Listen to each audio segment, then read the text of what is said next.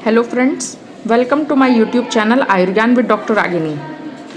तो जैसा कि अभी काफ़ी सारे स्टेट्स में एएमओ के इंटरव्यू जो हैं वो कंडक्ट होने वाले हैं, तो उसमें जो एक बहुत इंपॉर्टेंट टॉपिक होता है या जो जिस टॉपिक से रिलेटेड क्वेश्चन पूछा जाता है वो है डिफरेंशियल डायग्नोसिस। बहुत सारी बीमारियां होती हैं जिनके जो सिम्टम्स होते हैं, जो लक्षण होते हैं, वो क्या है आपस में मिलते जुलते होते हैं।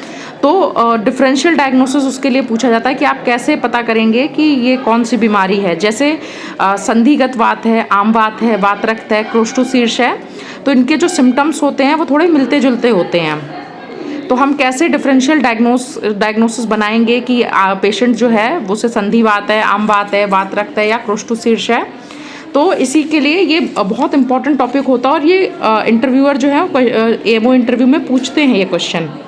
और इसी के साथ साथ जो इसमें एक और इम्पॉर्टेंट एस्पेक्ट है इंटरव्यू के पॉइंट से, वो ये है कि नॉर्मली जो हम लोग पढ़ते हैं कि आम वात में वृश्चिक के समान वेदना है, ठीक है, या वातरक्त में आँखों विष के समान वेदना होती है। तो जब इस तरीके का आंसर हम वहाँ देते हैं तो कई बार इंटरव्यूअर हमें बीच में रोकता है और टोकता है कि ये बुकिश नहीं बताइए, हमें जो है वो क्लिनिकल पॉइंट ऑफ व्यू से क्या इंपॉर्टेंट डिफरेंशियल डायग्नोसिस पॉइंट्स हैं वो बताइए, कि ऐसे पॉइंट्स आप बताइए जिनसे आप डिफरेंशियल डायग्नोसिस क्लिनिकली कर सकें, बुक वाला मत बताइए, है ना।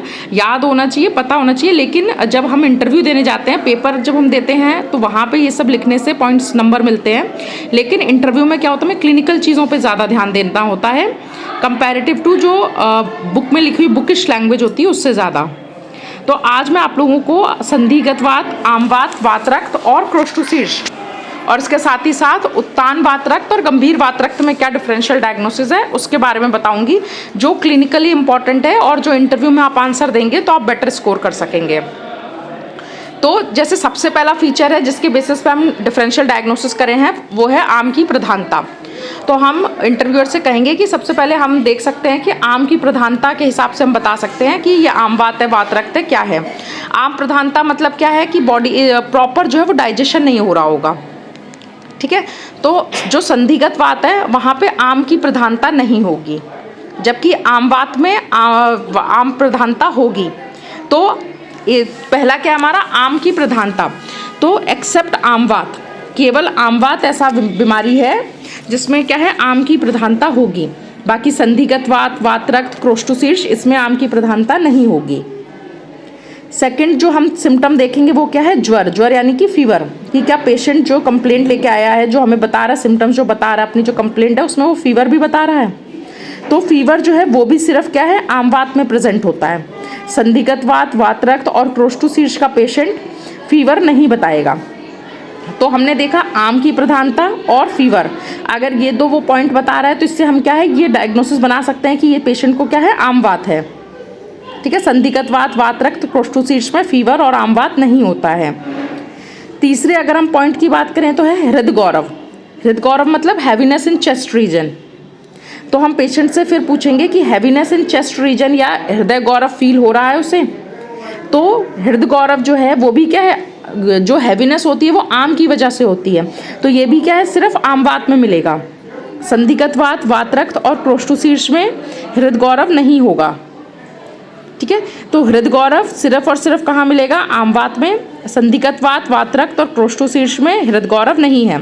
तो आम की प्रधानता, फीवर और हृदगौरव, ये क्या तीन ऐसे क्लिनिकल सिम्टम्स है, ये कंप्लेंट है जिसके बेसिस पे हम डिफरेंशियल डायग्नोसिस कर लेंगे कि तीनों सिम्टम्स क्या है आम वात में होते हैं, संधिगत वात, वातरक्त या क्रोष्टोशीर्ष में ये नहीं मिलते हैं।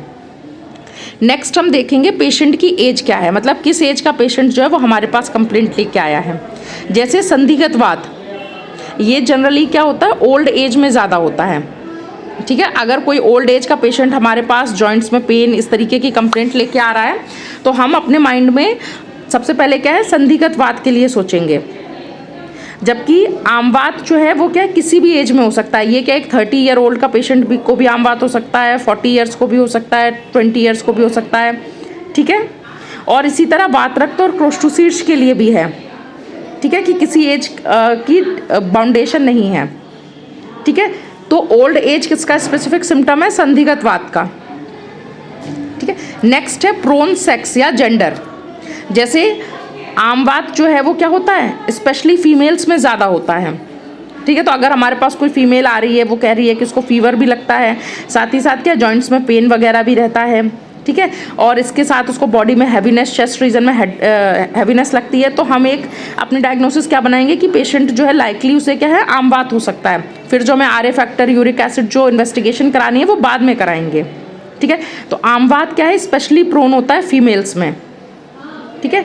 जबकि संधिगत वात कहाँ होता है, ओबीज फीमेल में। मतलब अगर कोई ऐसी फीमेल हमारे पास आ रही है जो क्या है ओल्ड एज की है, ठीक है, और वो फीवर वगैरह की हिस्ट्री नहीं दे रही हैं, लेकिन क्या वो थोड़ा सा ओबीज हैं, मोटी हैं, तो ओबीज फीमेल में हम लोग पहले क्या सस्पेक्ट करेंगे, संधिगत वात, ठीक है। जबकि वातरक्त यानी कि गाउट से जिसे हम नॉर्मली कोरिलेट कर लेते हैं, वातरक्त और क्रोस्टोसीड्स क्या है मेल में ज़्यादा प्रोमिनेंट है। तो अगर हम लोग सेक्स के बेसिस पे देखें तो संधिगत वात ओबीज फीमेल में, आम वात जो है वो फीमेल में, और वातरक्त और क्रोस्टोसीड्स जो है वो मेल पेशेंट में ज़्यादा प्रोन होता है। तो ये भी हमारा एक पॉइंट क्या है, डिफरेंशियल डायग्नोसिस का बन जाता है। नेक्स्ट है फिर वेदना एंड रोग प्रसार। वेदना एंड रोग प्रसार मतलब क्या है कि पेन जो है पेशेंट का वो क्या है किस तरीके का हो रहा है। तो ये क्या है, हम ये अभी मैंने बताया ना कि जब हम बताते हैं वहाँ पे कि वृश्चिक के समान पेन हो रहा है, ठीक है, वृश्चिक दंश के समान है, आँखों विष के समान है, तो कई बार वो कह देते हैं कि ये तो थ्योरेटिकल है ना। लेकिन हमें याद रखना है इस पॉइंट को, क्योंकि कभी कभी क्या होता है जब हम सारी बातें बता देते हैं तो एग्जामिनर स्पेशली पूछ लेते हैं कि अच्छा ऐसा कुछ बताया गया है कि वृश्चिक दंश के समान वेदना होती है, वो किस व्याधि में होती है, या आँखों विष के समान किस में होती है, ठीक है। तो याद रखना है, पर पहले आपको क्लिनिकल वाले पॉइंट्स बताने हैं और लास्ट में ये बताना है, ठीक है। और दूसरा याद क्या है कि पेन कब होता है, किस कंडीशन में होता है। तो जैसे संधिगत वात है उसमें क्या होगा, फ्लेक्शन और एक्सटेंशन के समय, यानी मतलब जब जॉइंट है उसे हम लोग क्या है या तो क्या है हम लोग उसका प्रसारण करें या उसका क्या है आकुंचन करें। मतलब जब हम लोग फ्लेक्शन और एक्सटेंशन करते हैं, ठीक है, जॉइंट जो है उसको क्या फैलाते हैं, मोड़ते हैं, तो उस समय पेन होगा। नॉर्मली पेन नहीं होगा, लेकिन जब फ्लेक्शन और एक्सटेंशन करेंगे तो क्या है पेन होगा, ज़्यादा पेन फील होगा, ठीक है। आम बात में क्या है, पेन जो है वो बॉडी में रेडिएट करता है, ठीक है, ये डिफरेंट जॉइंट्स में रेडिएट करेगा, संचारी है। वातरक्त में क्या होता है, इसमें भी क्या होता है, प्रसार होता है, मतलब पेन जो है वो फैलता है। और क्रोस्टोसीड्स में क्या होगा, तीव्र पेन, मतलब सीवियर पेन होता है, मतलब बहुत सीवियर। सभी के कंपैरिजन में, संधिगत, आम वात और वातरक्त के कंपैरिजन में क्रोस्टोसीड्स में क्या है सीवियर पेन होगा, ठीक है। तो पेन की इंटेंसिटी और पेन किस समय हो रहा है उसके हिसाब से भी हम लोग क्या डिफरेंशियल डायग्नोसिस बना सकते हैं। अगर सीवियर पेन है तो हम क्या क्रोस्टोसीड्स को सोच सकते हैं। अगर क्या है पेन जो है वो फ्लेक्शन और एक्सटेंशन के समय हो रहा है जॉइंट्स के, तो हम क्या संधिगत वात समझेंगे। अगर पेन जो है वो क्या संचारी है तो क्या है आम वात, ठीक है। और पेन जो है वो आँखों विष के समान या प्रसार हो रहा है तो क्या वातरक्त। नेक्स्ट है शोथ मतलब स्वेलिंग या इन्फ्लेमेशन, ठीक है। तो शोथ, स्वेलिंग या इन्फ्लेमेशन। तो जो संधिगत वात है इसमें क्या होता है, जब जो जॉइंट है उसमें स्वेलिंग होगी, ठीक है, और जब हम उस जॉइंट को टच करेंगे तो वात पूर्ण धृति स्पर्श, मतलब क्या ऐसा लगेगा जैसे जॉइंट छूने पे क्या है एयर भरी हुई है, इस तरीके की फीलिंग आएगी, ठीक है। आम वात में क्या होता है, पूरी जो जॉइंट्स है, जितने भी जॉइंट्स इन्वॉल्व हैं उन सभी में क्या होगा, स्वेलिंग होगा, ठीक है। वातरक्त में क्या होता है, मंडल युक्त होगा।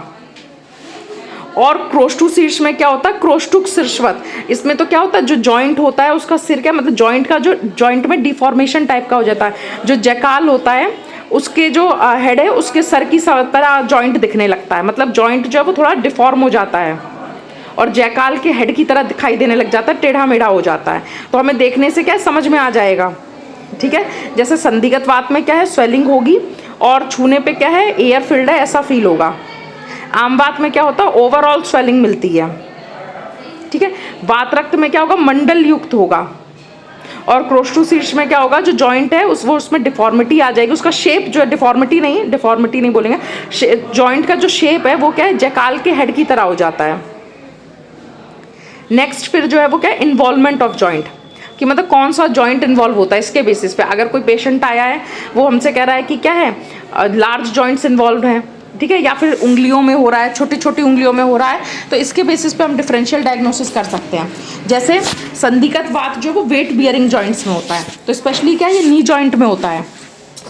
ठीक है, वेट बियरिंग जॉइंट मतलब ऐसे जॉइंट्स जिन पे क्या बॉडी का वजन होता है, तो स्पेशली क्या है संधिगत वात का नी जॉइंट्स में होता है। आमवात क्या है लार्ज जॉइंट्स में होता है। ठीक है, जैसे रिस्ट जॉइंट में हो गया, ठीक है, एल्बो जॉइंट है या नी जॉइंट है, ये कहीं भी जो बॉडी के जो लार्ज जॉइंट्स है वहाँ पे होता है ये आमवात, जिसे हम लोग रूमेटॉइड आर्थराइटिस से कोरिलेट करते हैं।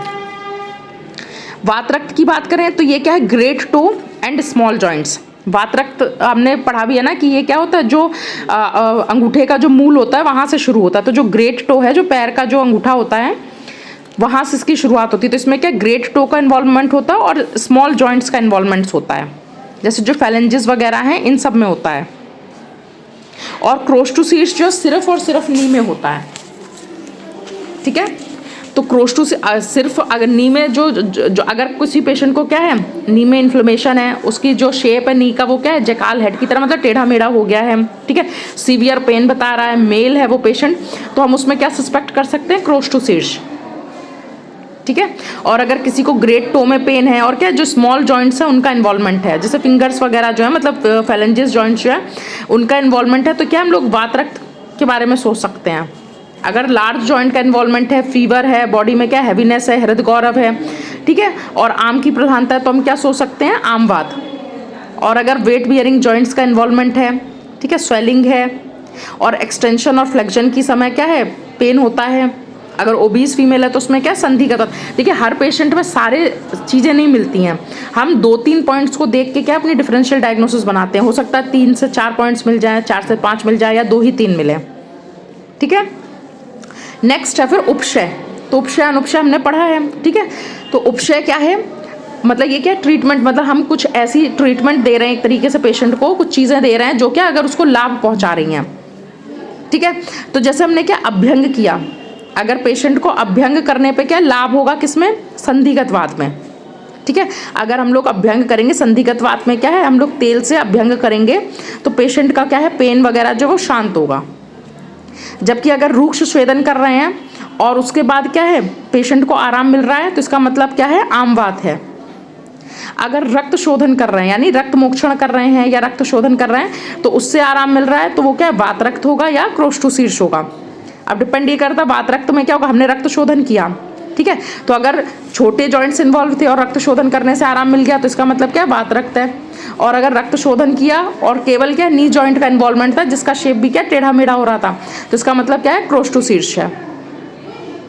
ठीक है, नेक्स्ट है विद कंपैरिजन। अगर मॉडर्न के हिसाब से देखें तो संधिगत वात का कंपैरिजन हम लोग क्या ऑस्टियोआर्थराइटिस से करते हैं, आमवात का रोमेटॉइड आर्थराइटिस से, वात रक्त का गाउट से और क्रोस्टोसीड्स का gonococcal arthritis of knee joint.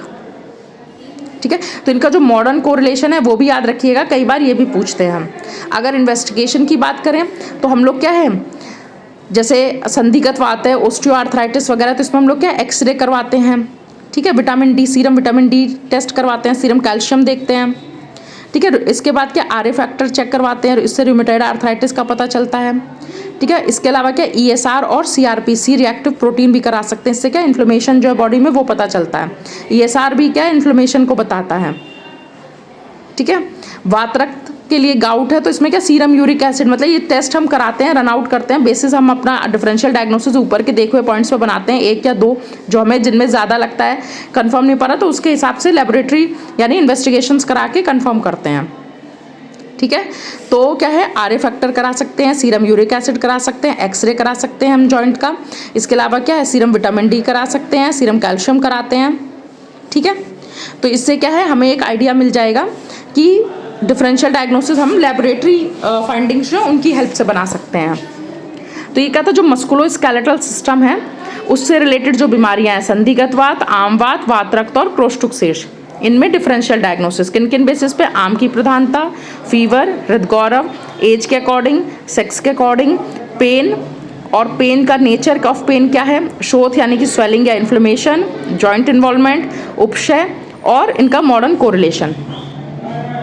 ठीक है, नेक्स्ट हम बात कर रहे हैं अब उत्तान वात रक्त और गंभीर वात रक्त की। वात रक्त के 2 भेद बताए हैं, उत्तान वात रक्त और गंभीर वात रक्त। तो जो उत्तान वात रक्त है वो क्या है, उत्तान मतलब क्या, अभी वो जो स्टार्टिंग स्टेज है, एक्यूट कंडीशन है, और गंभीर वात रक्त मतलब क्रोनिक कंडीशन में कन्वर्ट हो गया है।